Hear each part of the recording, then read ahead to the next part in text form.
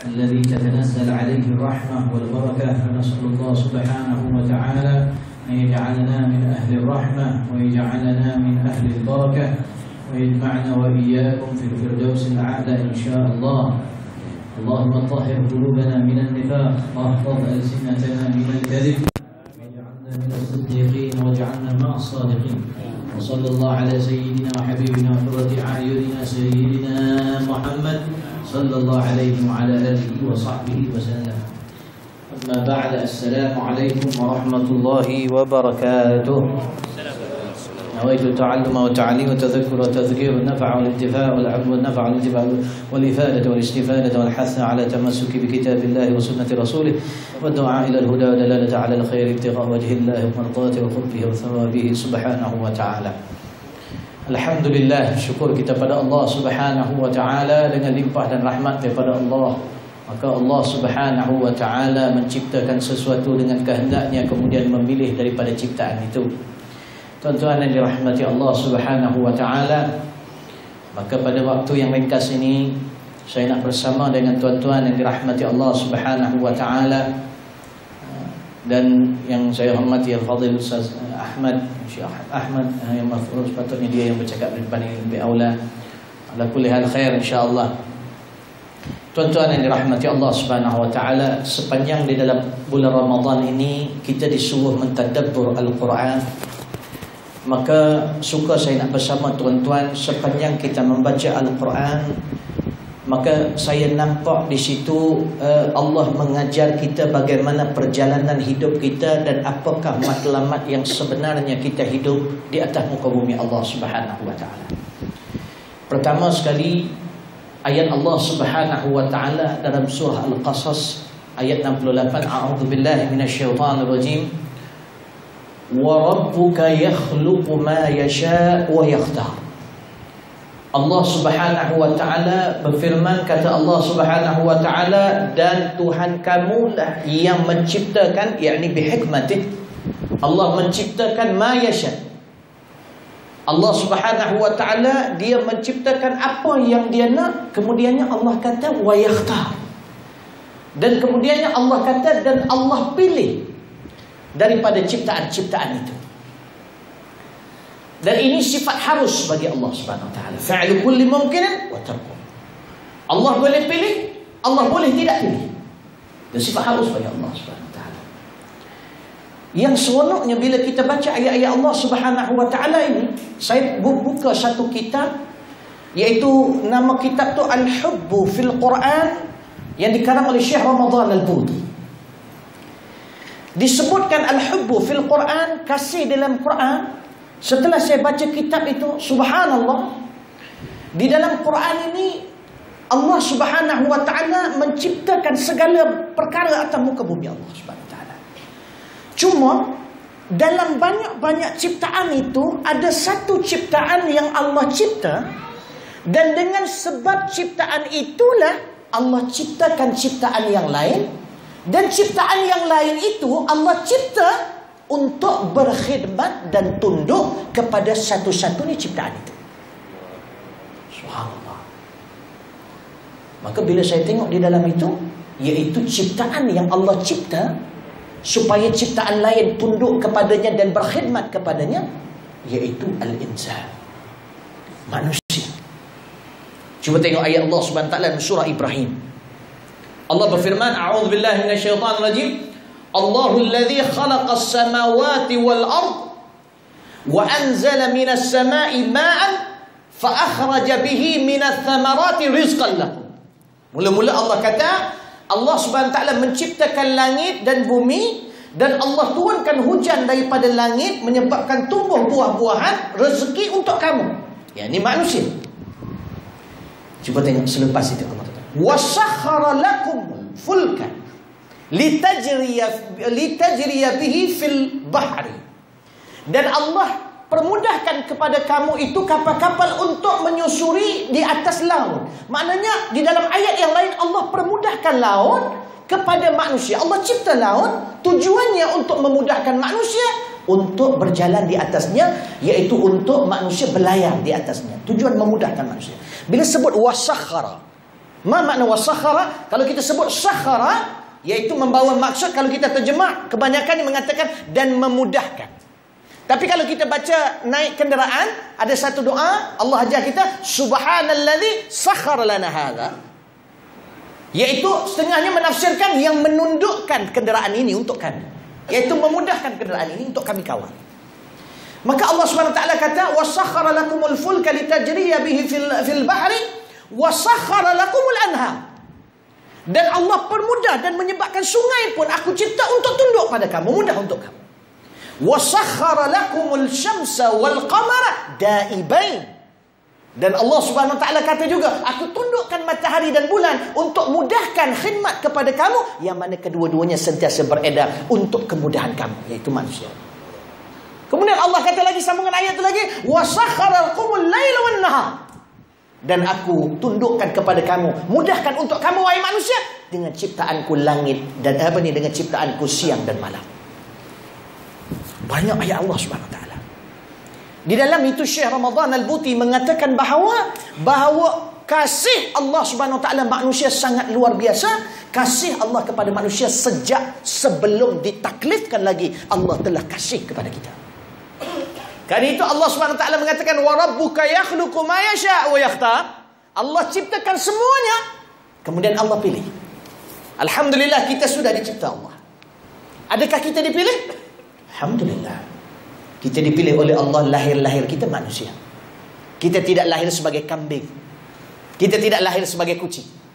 Kita tidak lahir sebagai makhluk-makhluk yang lain. Tapi lahir kita insan. Laqad khalaqnal insana fi ahsani taqwim. Diciptakan manusia sebaik-baik ciptaan. Baik. Tapi bila Allah dah pilih kita manusia, Allah akan terus pilih. Wa yakhtar, wa yakhtar, wa yakhtar. Kita dipilih oleh Allah Subhanahu Wa Taala sekarang ini sebagai apa pula? Muslim. Sebagai seorang Islam. Kemudiannya Allah pilih sebagai umat Nabi Muhammad sallallahu alaihi wasallam. Allah janji dengan Nabi Muhammad, "Inna la sanurdika fi ummatik wa la nasuka fihim." Wahai Muhammad, kami akan redha engkau pada umat kau dan kami tidak akan menyakiti kau kerana mereka. Karena itu Allah Subhanahu Wa Taala salah satu kebesaran yang Allah bagi bulan Ramadan. Umat Nabi Muhammad sallallahu alaihi wasallam.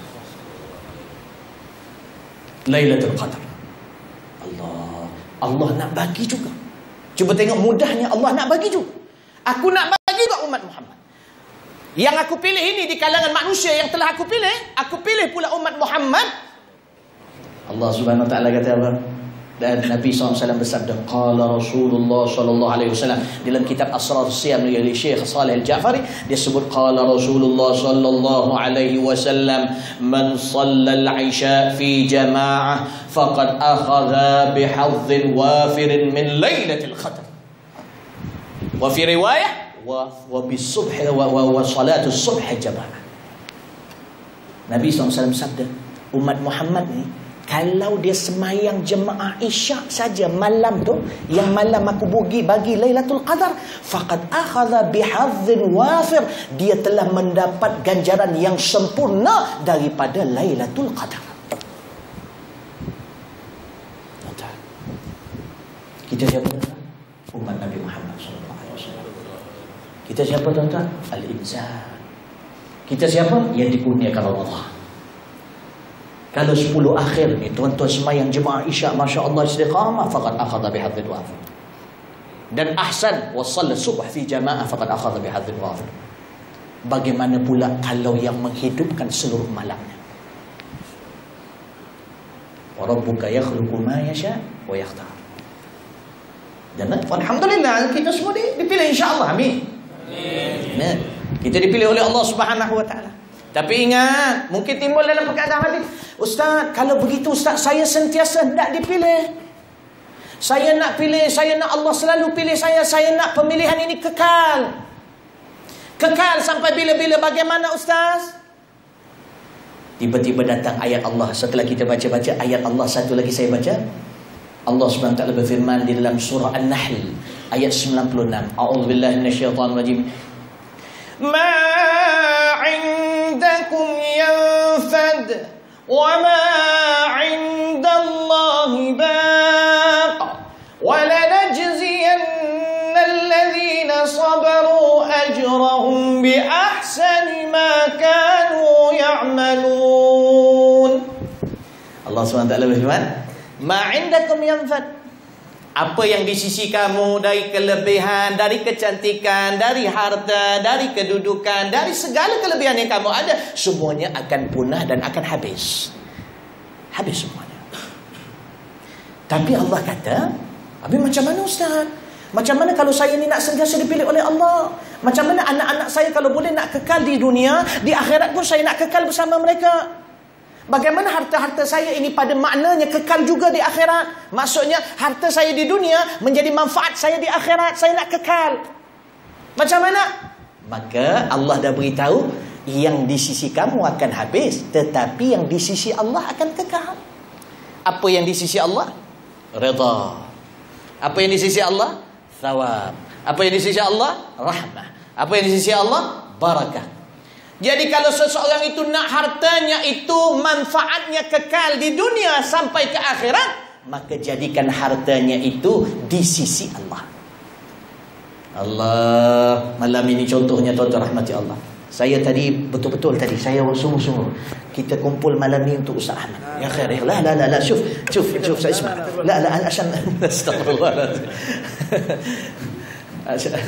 Sebab bukan apa, saya bukan apa orang panggil berlakon-berlakon, memang perlu, tetapi maknanya selalunya bila dah dilafazkan yang mula, kita dahulukan yang itu. Saya style saya macam tu. Dah betul. Saya mengajar sini bulanan, insya-Allah. Di masa akan datang boleh kumpulkan saya. Kita memang sahabat-sahabat di Yaman memang susah. Tuan-tuan rahmati Allah, terlalu susah. Jadi kita dahulukan yang itu. Bukan saya malam ni untuk Ustaz. Astagfirullah.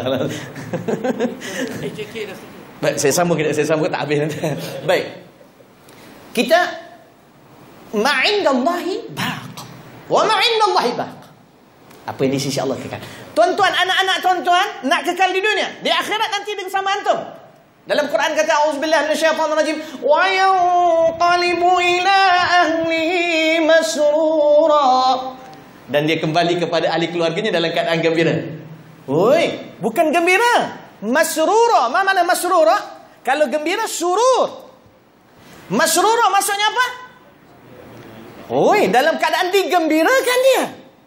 Tuan-tuan contoh balik kampung, antum balik kampung naik kereta, perjalanan jauh tak ku rasa kerana hatiku melonjak sama ala surur.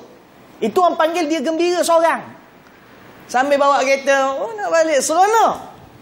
Tapi masrur, dia turun daripada bas, satu kampung sambut dia. Dia turun, perjalanan jauh takut. Wah, InsyaAllah satu kampung. Ya Allah, kenapa ni? Sambut awak lah balik raya. Ada masrura. Tuan-tuan masuk syurga, dia balik dengan kamu, masuk dalam syurga, anak-anak datang dalam keadaan masrura. Diraikan Allah Subhanahu wa taala. La ilaha illallah Muhammadur Rasulullah. Ma'indallahi baq. Kalau Allah dah letak redanya, Allah dah letak rahmahnya, apa lagi kita nak? Harta-harta tuan-tuan kekal di akhirat, iaitu daripada sudut maknanya, manfaatnya, masya-Allah, dibangkitkan insya-Allah bersama Rasulullah sallallahu alaihi wasallam. Dan rahmat Allah, ma'indallahi baq. Wala najziyal ladzina sabaru. Yang perlu kita buat sekarang di dunia, sabar. Allah akan ganti bi ahsan. Bi ahsani makan. Allah akan ganti lebih baik lagi daripada yang kamu duk rasa bagus sangat dah buat ni. Allah ganti, kita tak boleh bayang. Kemudiannya, kalau kita kata, oh kalau macam tu Ustaz, okey, saya akan cuba, saya akan buat, saya akan jadikan semua yang ada kelebihan di atas dunia yang Allah berikan pada saya akan kaitkan dengan sesuatu yang di sisinya Allah, agar manfaatnya kekal sampai saya bertemu Allah Subhanahu Wa Taala yaumul qiyamah. Oh, adakah mudah semudah bicara? Kita kadang-kadang bercakap mudah, dan kita cakap begitu. Start kita pegang keputusan macam tu nak buat, Allah akan datangkan sesuatu. Dalam surah Al-Ankabut, Allah sebut auzubillahi minasyaitonir rajim dalam ayat pertama, Alif Lam Mim. Ahasiban nasu an yutraku an yaqulu amanna يفتنون ولقد فتنا الذين من قبلهم. Makanya Allah Subhanahu wa taala kata apa? Alif Lam Mim. Adakah manusia menyangka bahawa mereka akan ditinggalkan begitu saja? Maknanya, insya-Allah Ustaz, saya akan pergi mana? Okey, insya-Allah syurga tempat. No. Adakah begitu saja Allah tinggal dengan berkata amanna? Cukup kita kata saya beriman. Oh, okey, settle. Wahum la yuftanun. Kamu tidak akan diuji? Akan diuji. Bila dan kita kata, Ustaz, saya nak berjalan di jalan Allah, saya nak berdakwah, saya nak buat sesuatu, itu semuanya dikaitkan dengan apa yang di sisi Allah. Oh, baik, bagus, alhamdulillah. Tapi hati-hati, sebab akan datang ujian. Sebab apa? Walaqad fatanna alladhina min qablihim fala ya'lamanna Allahu alladhina sadaqu wa la ya'lamanna al-kadhibin. Sebab Allah buat begitu, Allah nak tengok, Allah pasti akan tahu siapa yang jujur dengan kata-katanya dan siapa yang dusta dengan kata-katanya. Bukan cakap aja. Jangan kita cakap aja. Lalu kita kadang-kadang cakap, kita menyanyi, kita apa, itu banyak percakapan. Alhamdulillah. Tapi yang penting kita laksanakan. Kita buat. Tuan-tuan yang dirahmati Allah, bila kita meminta pada Allah Subhanahu wa taala, kita berdoa kepada Allah, adakah sekadar doa? Kita amalkan. Tuan-tuan yang dirahmati Allah, bila begitu tuan-tuan rahmati Allah, kita akan diuji oleh Allah. Kerana itu Allah Subhanahu wa taala menyebut dalam surah Al-Mulk, khalaqal mauta wal hayata liyabluwakum ayyukum ahsanu amala. Allah akan tengok siapa yang paling baik amalannya. Okey Ustaz, insya-Allah saya bersedia untuk ujian itu.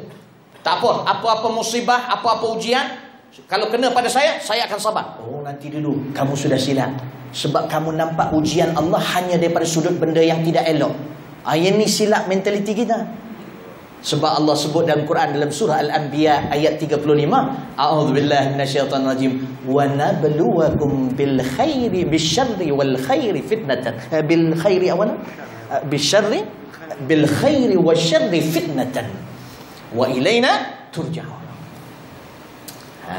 Allah kata apa? Wa nabluwakum bil khairi wasyarr. Iaitu Allah akan uji kita dengan sesuatu yang baik dan juga sesuatu yang buruk, yang tidak baik. Kerana itu kalau dulu, contohnya kita dulu susah, berniaga tak berjaya, tiba-tiba kita berjaya dan kita kaya. Adakah kita sudah selesai ujian? Dah, sudah berpindah daripada ujian kejahatan ke ujian yang tidak baik kepada ujian yang baik pula. Kalau tadi nak tengok ujinya bagaimana sabar atau tidak. Setelah kaya pula ujinya nak tengok syukur ataupun tidak. Jadi hidup kita daripada start kita lahir sampailah kita kembali pada Allah, ujian. Tuan-tuan rahmati Allah. Maka dengan sebab itu tuan-tuan yang dirahmati Allah, maka kita ini perjalanan kita semakin dekat dengan Allah, semakin dekat dengan Allah, semakin dekat dengan Allah. Dan kita nampak, oh aku telah dicipta, alhamdulillah aku telah dipilih. Bagaimana aku nak kekalkan pilihan ini? Maka aku kena kaitkan segala pilihan yang Allah berikan, kelebihan yang Allah berikan aku di dunia ini, aku kena kaitkan segalanya di sisi Allah supaya ianya kekal bermanfaat kepadaku di dunia dan di akhirat. Dan adakah semudah itu aku berkata-kata? Tidak. Allah akan datangkan ujian, melihat adakah benar-benar aku jujur dengan kata-kataku ataupun aku sekadar dusta. Dan ingatlah bahawa ujian yang Allah datang itu ada berbentuk yang baik dan ada berbentuk yang buruk. Maka itulah kehidupan aku di dunia. Diujikan aku kerana nak lihat yang paling baik, yang paling mana yang baik amalannya. Dan akhir sekali dia akan nampak, last sekali dalam surah Al-Dhariyat, dia akan nampak bahawa hidup di atas muka bumi, a'udzubillahi minasyaitanir rajim, wa ma khalaqtul jinna wal insa illa liya'budun.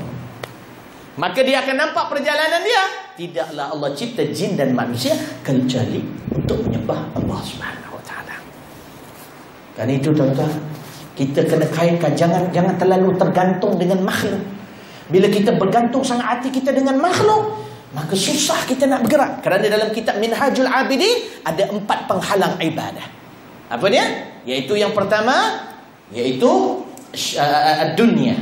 Kemudiannya yang kedua, syaitan. Kemudiannya an-nafs. Kemudiannya yang keempat, Al-khalq, al-makhluk, iaitu makhluk menjadi penghalang ibadah. Kalau kita bergantung kepada itu.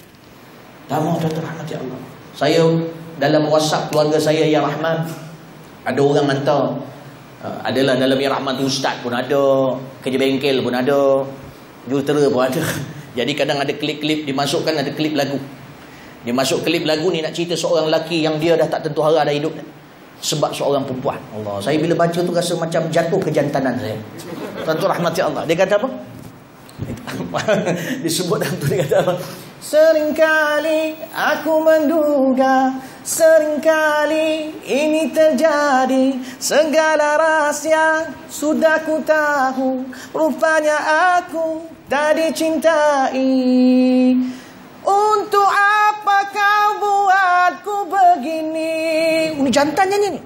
Setelah apa yang telah ku lakukan. Nah, yang ni yang saya tak tahan.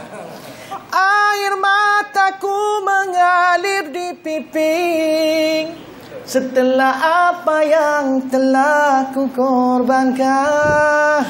Oh, tu dia tarik lah tu. Siapa takat tu? Nak kata orang je Allah, perempuan kan ramai. Perempuan ramai. Takkan sebab tu aja dah habis. Nangis tak sangka.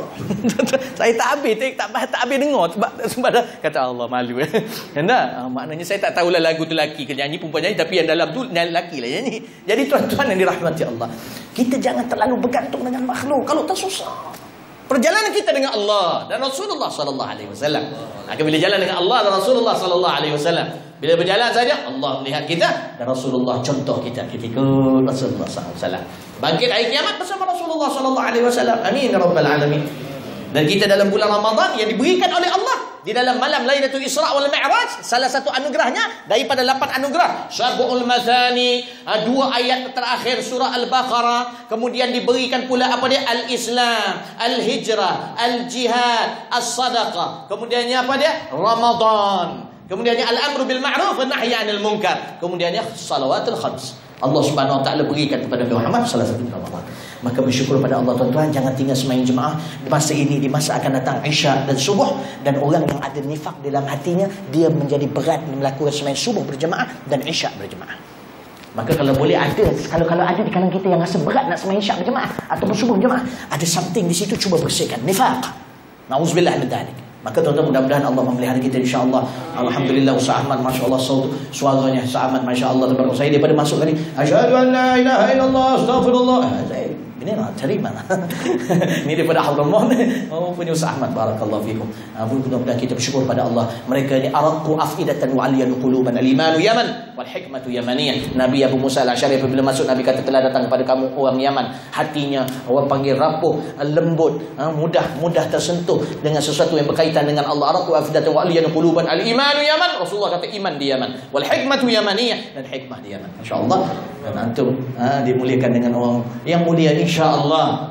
Bukanlah orang kata semua Yaman tu mesti baik, tapi Abi dah cakap macam tu, maknanya ada something asrar daripada mereka, utamanya daripada belah selatan Hadramaut. Mudah-mudahan kita diberkati Allah dengan kehadiran mereka. Barakallahu fiikum ajma'in. Dan saya rasa cukup setakat itu saja, dan mohon maaf di atas Malaysia ni. Ta'asif jiddan. Maf'ul Ustaz Ahmad Ahsan ini yatakallam qudam wa ana khair na'ib lahu insyaallah. A'udzubillahi minasyaitonir rajim. Bismillahirrahmanirrahim. Allahumma akhrijna min dhulumatil wahmi. Ya Allah, keluarkan kami daripada kegelapan keraguan, wa akrimna bi nuril fahmi, dan muliakan kami dengan cahaya kefahaman, waftah lana abwaabal ilmi, dan bukakan kami pintu-pintu ilmu, wa zayyinna bil akhlaqil hasanati wal hilmi, dan hiasi kami dengan akhlak yang mulia dan lembut. Allahumma ja'al jam'ana hadza jam'an marhuma. Ya Allah, jadikan himpunan kami himpunan dirahmati, wa tafarraqana min ba'di tafarraqan ma'suma, dan perpisahan kami selepas ini perpisahan yang terjaga daripada kemaksiatan dan kemungkaran, birahmatika ya arhamar rahimin. Sallallahu alaihi sayyidina Muhammad wa ala alihi wasahbihi ajma'in, walhamdulillahirabbil alamin. Yang baik datang pada Allah, yang lemah dari dosa-dosa saya mengambil kesempatan mohon maaf zahir batin kalau ada terkasar bahasa dalam ceramah saya. Kita dah nak habis ini, mohon dilapang-lapangkan insya-Allah. Dan tuan-tuan tak perlu minta maaf, saya dah maafkan dari awal. Kalau sekiranya ada kesalahan. Barakallahu fikum. Assalamualaikum warahmatullahi wabarakatuh.